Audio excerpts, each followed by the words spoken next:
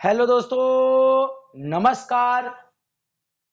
आप लोगों का टॉप 10 क्लासेस के प्यारे सी यूट्यूब चैनल पर स्वागत है। तो आज की लेक्चर में हम लोग बात करने वाले हैं। आज की लेक्चर में चर्चा होने वाली है कक्षा 12 की भौतिक विज्ञान की, और आज की टॉपिक रहने वाली है, आज हम लोग इस लेक्चर में जानने वाले हैं आखिर पृथ्वी के अंदर चुंबक आया या चुंबक पहले से विद्यमान था। आखिर चुंबकीय गुण कहां से आए, कैसे आए, क्या चुंबकीय क्षेत्र पृथ्वी पर है, या आज तक हम लोग जो सुनते आ रहे हैं वो सारी बातें अफवाह हैं, गलत हैं या सही हैं। उन सभी की अफवाहों को जानने के लिए, उन सभी आज शक को हम लोग दूर करने वाले हैं। वास्तव में पृथ्वी के अंदर चुंबक होता है या नहीं होता, आज हम उनके बारे में जानने वाले हैं। अर्थात आज की टॉपिक है पृथ्वी के चुंबकीय गुणों के बारे में अध्ययन करना। तो दोस्तों, लेक्चर स्टार्ट करने से पहले यदि आप चैनल पर नए होंगे तो चैनल को सब्सक्राइब जरूर कीजिएगा, और वीडियो पसंद आती है तो वीडियो को लाइक कीजिएगा, और दोस्तों के साथ वीडियो को शेयर जरूर कीजिएगा। तो चलिए आज की शुरुआत हम करते हैं सबसे पहले उसी टॉपिक को लेकर कि आखिर पृथ्वी के अंदर चुंबकीय क्षेत्र है या नहीं है। इसका प्रमाण अभी हम लोग बाद में लेंगे। सबसे पहले प्रश्न ये आया कि जो पृथ्वी होती है वो एक चुंबक के भांति व्यवहार करता है। सबसे पहला प्रश्न है, पृथ्वी जो होता है वो एक चुंबक के भांति व्यवहार करती है, और पृथ्वी का जो आपका जो पृथ्वी जो होता है, पृथ्वी का जो चुंबक होता है वह पृथ्वी के उत्तर और दक्षिण दिशा में जाके ठहरता है। दोस्तों ऐसे समझिएगा कि मुद्दा ये है कि मान लेते हैं ये आपकी पृथ्वी है, ये कोई आपकी क्या है, पृथ्वी है। ठीक भैया, अब ध्यान से आपको पता होना चाहिए कि ये वाला दिशा जो है पूरब होता है, और ये वाला दिशा पश्चिम होता है, और ये वाला आपका उत्तर होता है, और ये वाला आपका क्या होता है, दक्षिण होता है। तो पृथ्वी के अंदर क्या चुंबकीय गुण विद्यमान है?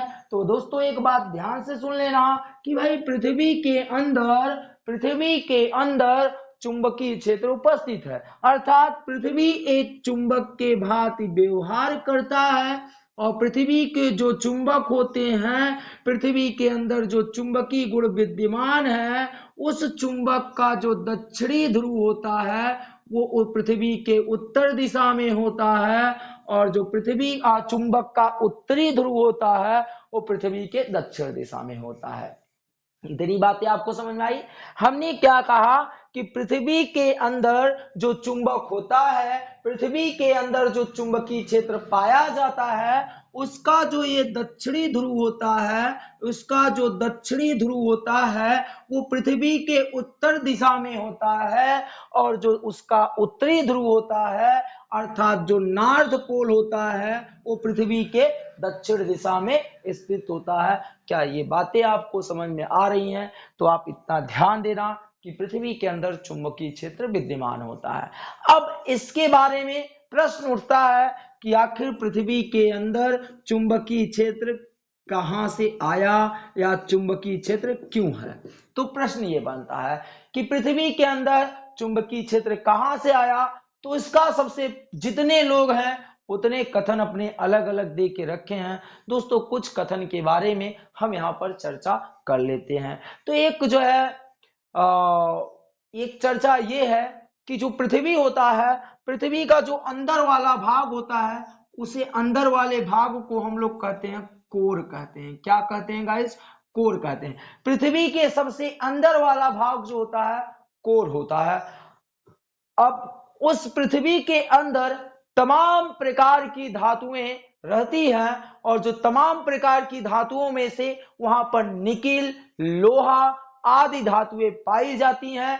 और ये जो धातुएं होती हैं, कोर इतना ज्यादा गर्म होता है, कोर इतना ज्यादा गर्म होता है कि निकिल और जो आपकी लोहा है, जो आपके आयरन है, ये सब जो है आयनित हो जाते हैं, आयनित हो जाते हैं। एक बार पुनः हम अपने बात को रिपीट करते हैं। पृथ्वी के अंदर सबसे कोर वाला जो भाग होता है, पृथ्वी के सबसे निचले वाले भाग में आयरन, निकिल आदि प्रकार की धातुएं पाई जाती हैं, और ये सभी धातुएं पृथ्वी के कोर भाग के अधिक गर्म होने के कारण ये आयनित हो जाती हैं, अर्थात इनसे इलेक्ट्रॉन मुक्त हो जाता है। और मुक्त इलेक्ट्रॉन जानते हैं, आपको पता होना चाहिए कि पृथ्वी अपने अक्ष के परितः घूर्णन करती है, तो जो मुक्त हुए आयन रहते हैं वो पृथ्वी के साथ साथ घूमने लगता है। आपको ये बात पहले भी पता होगा कि जो आयनित इलेक्ट्रॉन होते हैं, जो आपके इलेक्ट्रॉन होते हैं,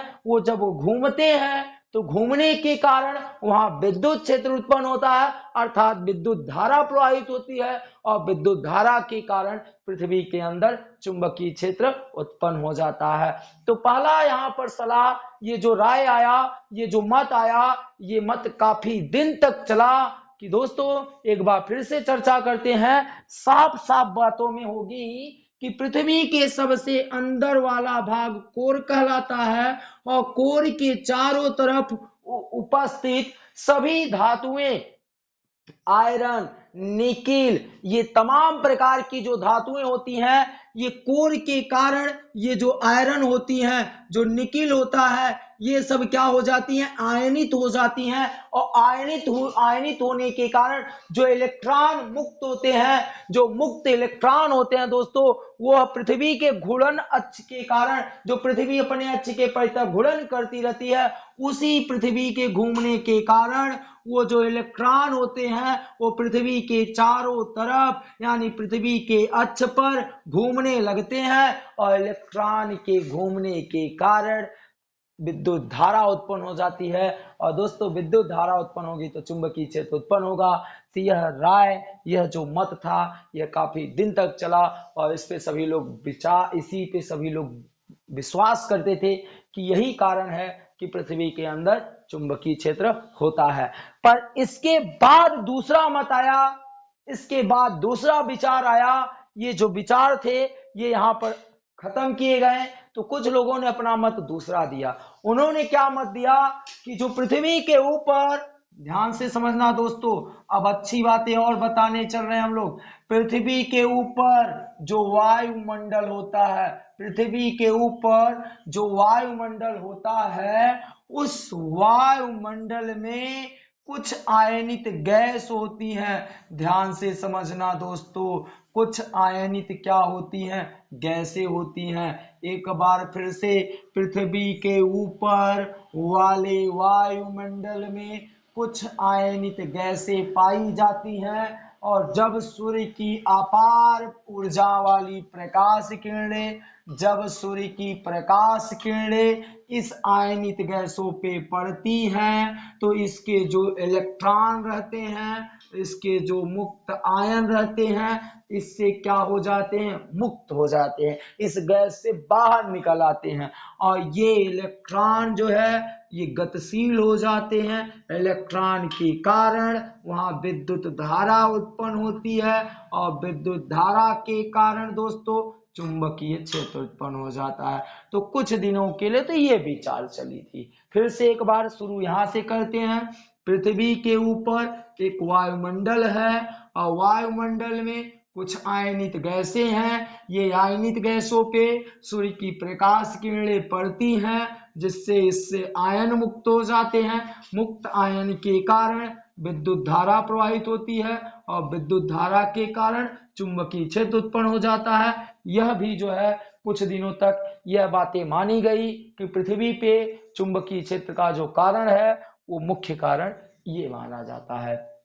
तो ऐसे तमाम प्रकार के कुछ लोग अपने विचार प्रकट किए हैं।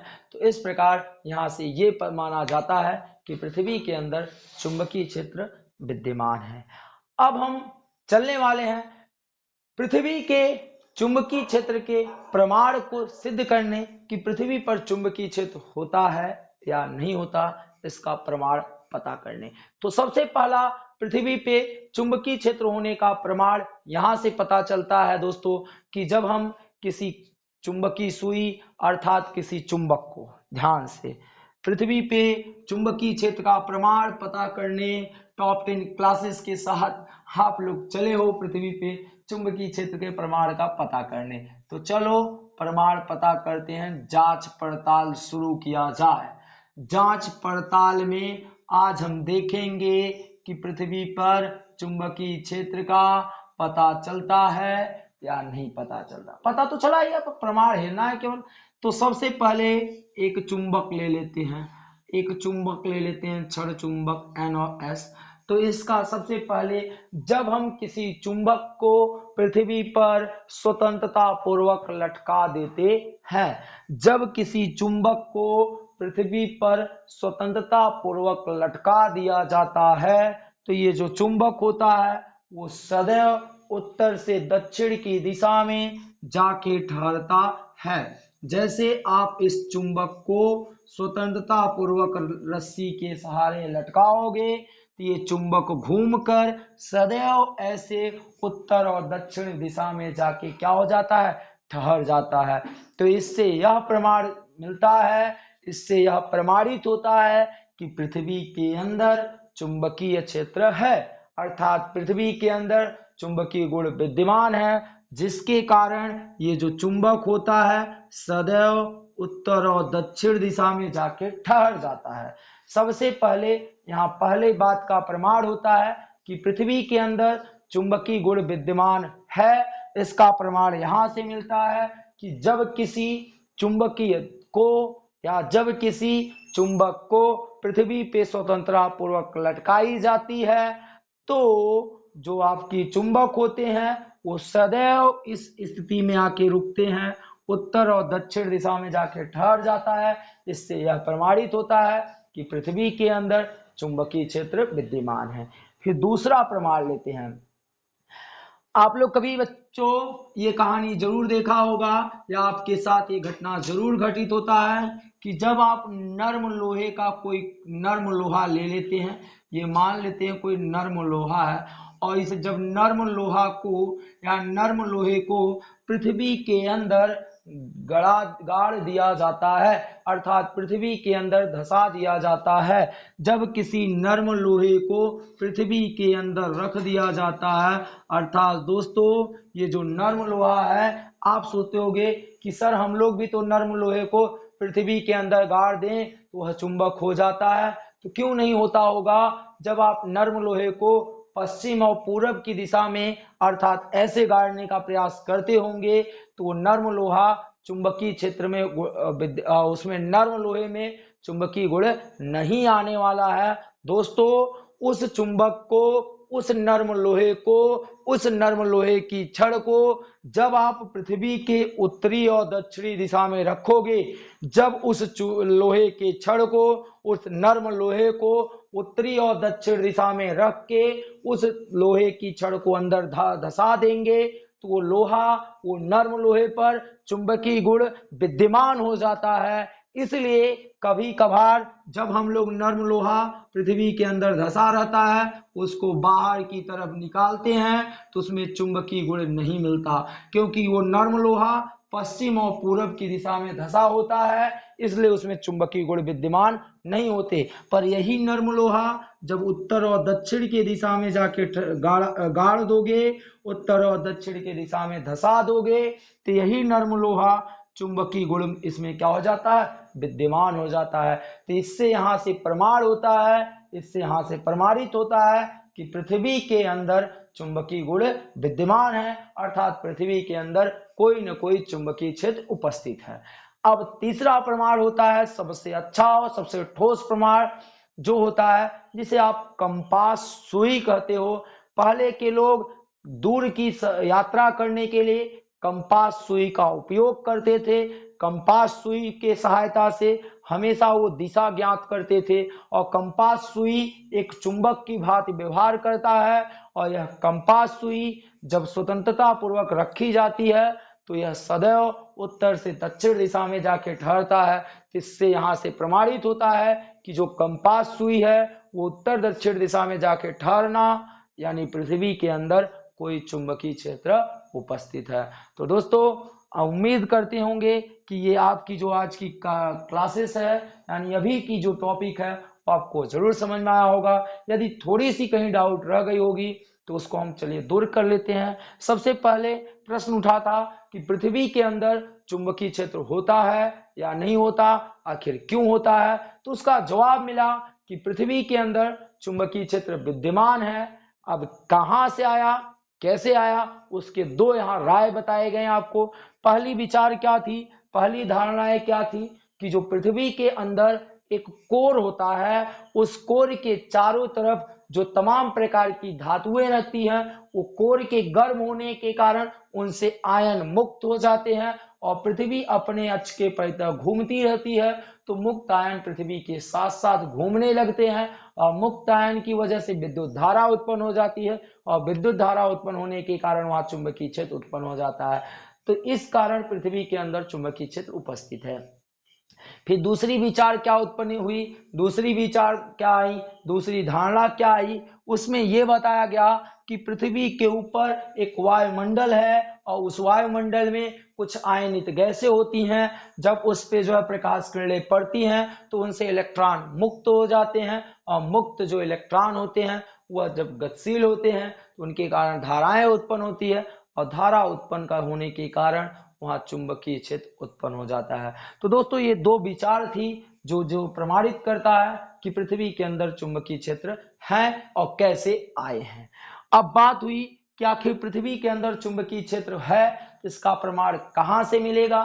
तो इसका पहला प्रमाण मिलता है दोस्तों, सबसे पहला प्रमाण होता है कि जब हम किसी क्षण चुंबक को, जब हम किसी चुंबक को पृथ्वी पे स्वतंत्रता पूर्वक लटका देते हैं तो वो चुंबक सदैव उत्तर से दक्षिण दिशा में ठहरता है। इससे यह प्रमाणित होता है कि अर्थात पृथ्वी के अंदर कोई न कोई चुंबकीय गुण जरूर है जो इस क्षण चुंबक को खींचकर उत्तर और दक्षिण दिशा में जाके रोक रहा है। तो यहाँ से पहला चीज होता है, प्रमाण होता है। फिर दूसरी चीज क्या हुआ कि जब हम लोगों ने कभी का जो है नर्म लोहे के राड को पृथ्वी के अंदर उत्तर और दक्षिण की दिशा में धंसा देते हैं तो नर्म लोहा चुंबक के भांति व्यवहार करने लगता है।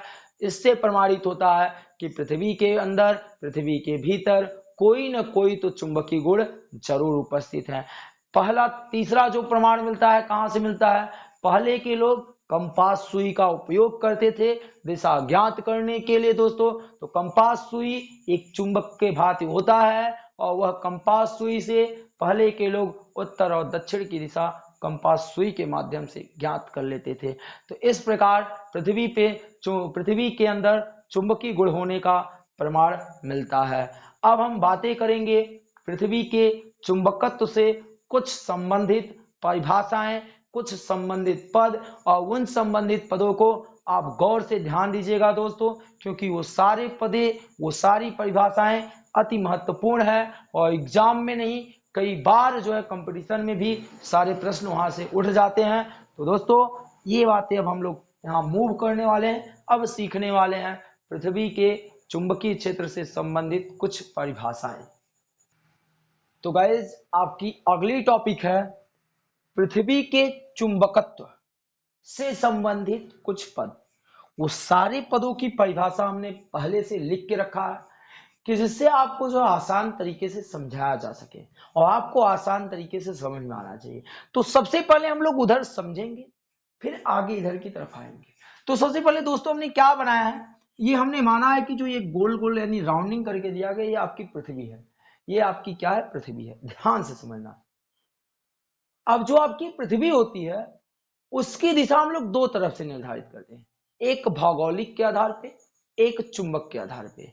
तो ध्यान से समझना, भौगोलिक के आधार पे पृथ्वी की जो उत्तरी दिशा होती है और जो दक्षिणी दिशा होती है उसे हम पृथ्वी का उत्तरी ध्रुव और पृथ्वी का दक्षिणी ध्रुव कहते हैं।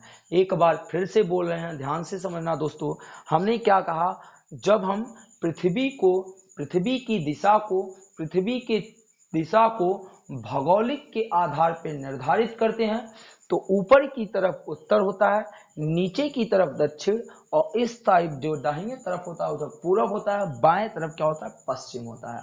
तो एक बात यहाँ ध्यान से समझना दोस्तों कि जो आपका यहाँ पर होता है, सबसे पहले हमको समझना है कि मुझे भौगोलिक उत्तरी ध्रुव क्या होता है। तो पृथ्वी का जो उत्तरी दिशा होती है, जो पृथ्वी के चुंबक का उत्तरी ध्रुव होता है, उसे ही भौगोलिक उत्तरी ध्रुव कहते हैं। अब आप करोगे सर ये क्या है, SN आपने जो बना के रखा है, ये NOS इस पृथ्वी पर स्वतंत्रता पूर्वक लटकाया गया चुंबक है, जो कि पृथ्वी के उत्तर और दक्षिण दिशा में 11.5 डिग्री कोण बनाते हुए थोड़ा सा झुका होता है। ये करेक्ट उत्तरी और दक्षिणी दिशा में जाके नहीं ठहरता, बल्कि 11.5 डिग्री एंगल पे जाके झुक जाता है ये चुंबक भाई साहब, ध्यान से। तो मेरे प्रश्न उठा कि भौगोलिक उत्तरी ध्रुव किसे कहते हैं। जब ये आपको समझ में आना चाहिए कि जो पृथ्वी के अंदर जो चुंबक है, यानी पृथ्वी के चुंबक का उत्तरी ध्रुव भौगोलिक उत्तरी ध्रुव कहलाता है। यानी भौगोलिक के आधार पे पृथ्वी का जो उत्तर दिशा होता है उसे ही भौगोलिक उत्तरी ध्रुव का नाम दिया जाता है। फिर उसके बाद इसी का अपोजिट समझ लिया जाए तो पृथ्वी के अंदर उपस्थित चुंबक का जो दक्षिणी ध्रुव होता है उसे भौगोलिक दक्षिणी ध्रुव कहते हैं, और यह वास्तव में भौगोलिक अक्ष ही होता है, क्योंकि जो पृथ्वी भौगोलिक उत्तरी ध्रुव और दक्षिणी ध्रुव होते हैं वो भौगोलिक अक्ष पर ही उपस्थित होते हैं। अब कहोगे सर भौगोलिक अक्ष क्या होते हैं, वह अक्ष जिसके परितः पृथ्वी आपका क्या कर रहा है, घूर्णन कर रहा है, वह अक्ष जिसके परितः पृथ्वी आपका क्या कर रहा है, घूर्णन कर रहा है, वह भौगोलिक अक्ष कहलाता है। और भौगोलिक उत्तरी ध्रुव क्या होता है कि पृथ्वी के उत्तरी ध्रुव को भौगोलिक उत्तरी ध्रुव और पृथ्वी के दक्षिणी ध्रुव को भौगोलिक दक्षिणी ध्रुव कहते हैं। क्या ये दो टॉपिक आपके क्लियर हो गए दोस्तों, कहीं भी डाउट नहीं रहना चाहिए।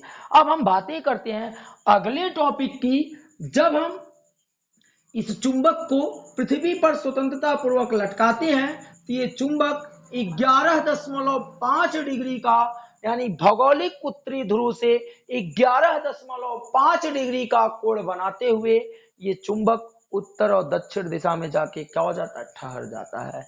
तो अब हमारा अगला प्रश्न बनता है कि चुंबकीय दक्षिणी ध्रुव किसे कहते हैं। गाइस आपका अगला प्रश्न बनता है कि चुंबकीय दक्षिणी ध्रुव और चुंबकीय उत्तरी ध्रुव क्या होता है, ये प्रश्न आपका सेकंड नंबर है। तो चुंबकीय दक्षिणी ध्रुव और चुंबकीय उत्तरी ध्रुव क्या कहलाता है, तो ध्यान से समझिएगा।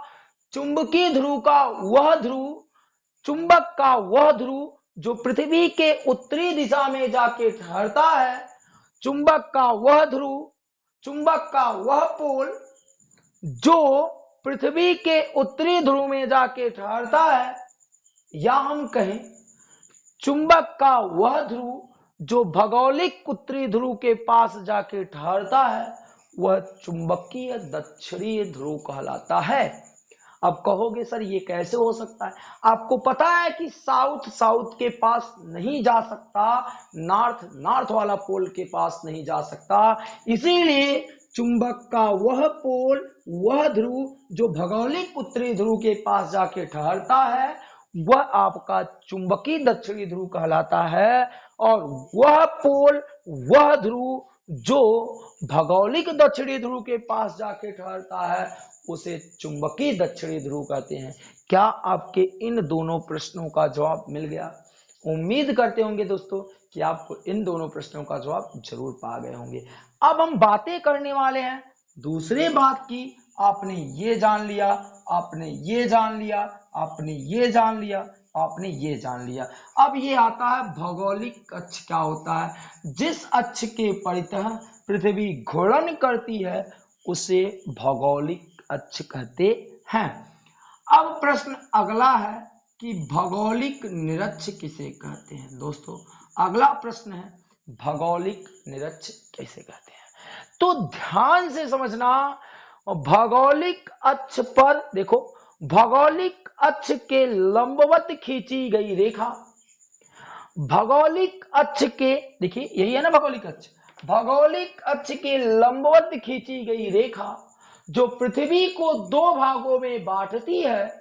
देखिए ये जो रेखा है पृथ्वी को दो भागों में बांट रही है ना। फिर से एक बार, भौगोलिक अक्ष के लंबवत खींची गई वह रेखा जो पृथ्वी को दो भागों में बांट देती है, उस प्यारी सी रेखा का नाम भौगोलिक निरक्ष कहलाता है। अर्थात वह रेखा जो पृथ्वी के वह रेखा जो भौगोलिक अक्ष के लंबवत हो और पृथ्वी को दो भागों में बांटती हो, उस रेखा का नाम भौगोलिक निरक्ष होता है। क्या इतनी बातें क्लियर हो गई? अब हमारे पास यहां पर एक चीज और बचा है, चुंबकीय निरक्ष क्या होता है दोस्तों? तो चुंबकीय निरक्ष क्या होता है वो ध्यान से समझिएगा। चलिए बातें करते हैं। चुंबक के दोनों ध्रुवों को मिलाने वाली रेखा यानी चुंबकीय निरक्ष, जिसे आपने चुंबकीय अक्ष जिसे कहते हैं, चलिए इसे चुंबकीय अक्ष कहते हैं। इस वाले लाइन को भाई चुंबकीय अक्ष कहते हैं। इसका भी नाम रख दो, नहीं तो आप लोगों से नाराज हो जाएगा, कहेगा सबका नाम रख दिए मेरा नाम नहीं रखे। तो चुंबक के दोनों ध्रुवों को मिलाने वाली रेखा चुंबकीय अक्ष कहलाती है। चुंबक के दोनों ध्रुवों को मिलाने वाली रेखा क्या कहलाती है? चुंबकीय अक्ष कहलाती है। अब चुंबक के दोनों ध्रुवों को मिलाने वाली रेखा पर खींची गई रेखा, चुंबक के दोनों ध्रुवों को मिलाने वाली रेखा पर खींची गई रेखा जो पृथ्वी के गोली सतह को एक वृत्त में काटता है, वह आपका क्या कहलाता है? वह आपका चुंबकीय निरक्ष कहलाता है। तो दोस्तों इन सारे पदों की परिभाषा इधर हमने लिख के रखा है।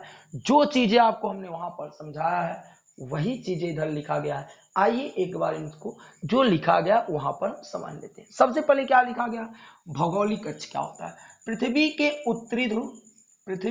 उत्तरी ध्रुव, उसके बाद एवं दक्षिणी ध्रुव, उत्तरी ध्रुव एवं दक्षिणी ध्रुव को मिलाने वाली रेखा भौगोलिक अक्ष कहलाती है। चलिए भौगोलिक अक्ष क्या होता है ये दिखेगा, यही है भौगोलिक अक्ष। ये डॉट डॉट करके लाइन है, तो ये पृथ्वी का उत्तरी ध्रुव है और ये पृथ्वी का दक्षिणी ध्रुव है। इन दोनों ध्रुवों को मिलाने वाली रेखा भौगोलिक अक्ष कहलाती है, या जिस अक्ष के परितः पृथ्वी घूर्णन करती है वह भौगोलिक अक्ष कहलाता है। ठीक है भैया, इसे ध्रुवीय अक्ष भी कहते हैं, ध्यान से समझिएगा। अब आपकी अगली हेडिंग आती है भौगोलिक निरक्ष क्या होती है, वो देखिएगा। लिख रहा है भौगोलिक अक्ष के लंबवत खींची गई रेखा, ये है भौगोलिक अक्ष, इसके लंबवत खींची गई रेखा आगे जो पृथ्वी को दो भागों में बांटता है, वह भौगोलिक निरक्ष कहलाता है। मेन पॉइंट यहां से देखिएगा, ये चीजें कह रहा कि आप भौगोलिक अक्ष के लंबवत कोई भी एक रेखा खींच लो और वो पृथ्वी को दो भागों में बांट दे, वह आपका भौगोलिक निरक्ष कहलाता है। फिर आपका अगली हेडिंग है भौगोलिक मतलब क्या होता है। तो देखिएगा पृथ्वी के उत्तरी ध्रुव एवं दक्षिणी ध्रुव, पृथ्वी के उत्तरी ध्रुव एवं दक्षिणी ध्रुव को मिलाने वाली रेखा पर खींचा गया लंबवत तल। आपको समझाते हैं दोस्तों, एक मिनट में। सौरभ सर वो डायरी दीजिए मुझे। एक बात और, जब हम यहाँ समझा रहे थे ना तो आप वो जूम कर दीजिएगा, वहां पर दिखा दीजिएगा ना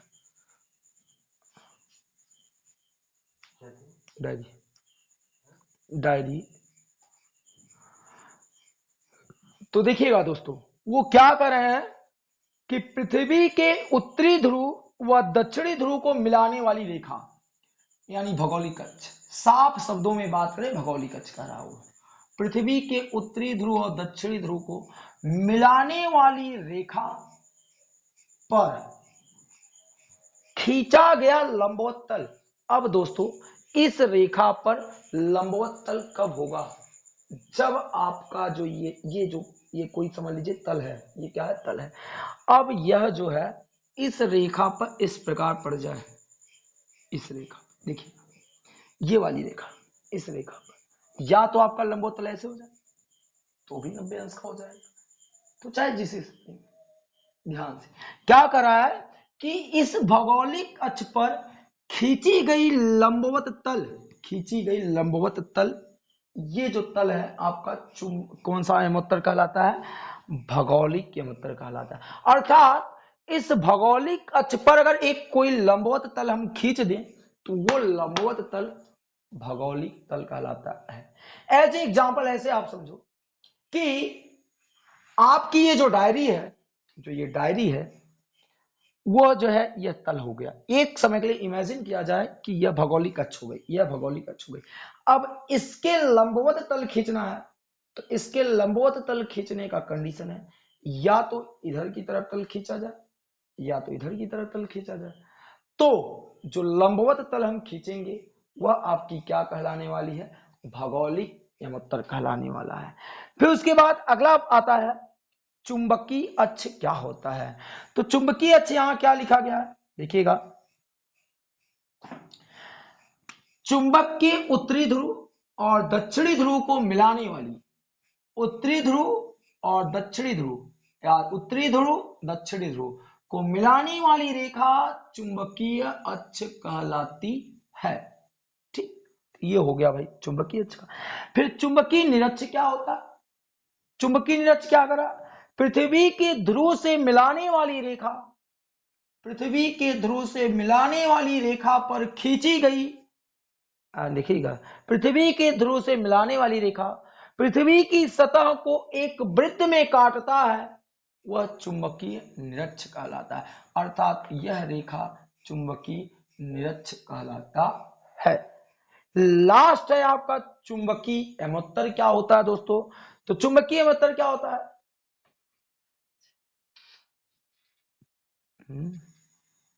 का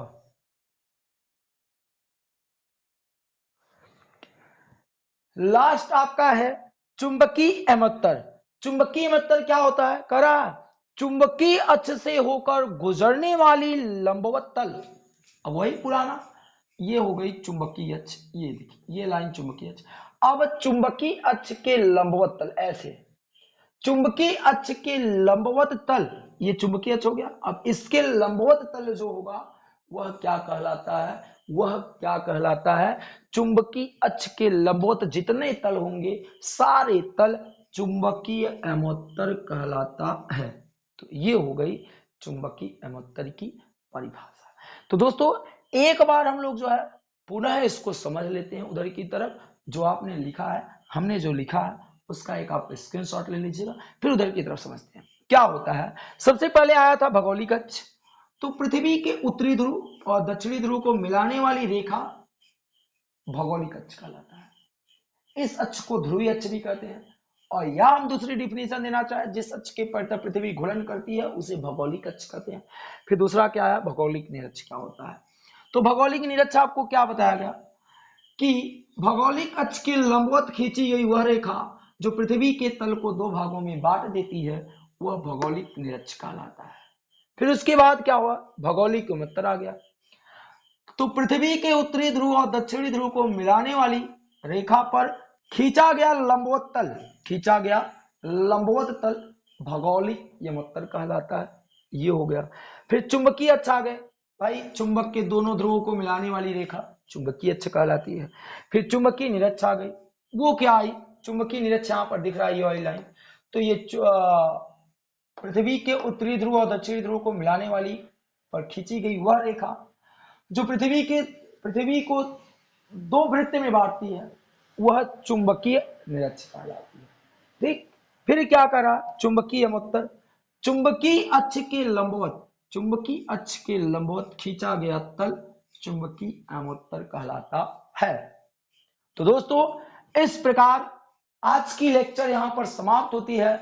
और कमेंट सेशन में या कमेंट बॉक्स में अपना प्यारा सा कमेंट हर एक लोग छोड़िएगा कि आज की लेक्चर आपको कैसा लगा। यदि आपको किसी भी डिफिनीशन से रिलेटेड या इससे पहले जो समझाया गया है कोई डाउट रह गया होगा तो कमेंट बॉक्स में कमेंट जरूर कीजिएगा। दोस्तों वीडियो पसंद आती है तो वीडियो को लाइक कीजिएगा, चैनल पर नए होंगे तो चैनल को सब्सक्राइब जरूर कर लेना और दोस्तों के साथ वीडियो को शेयर जरूर कीजिएगा। मिलते हैं आपको नेक्स्ट लेक्चर में, तब तक के लिए वीडियो देखिए, एंजॉय कीजिए। Thank you all dear student. जय हिंद, जय भारत।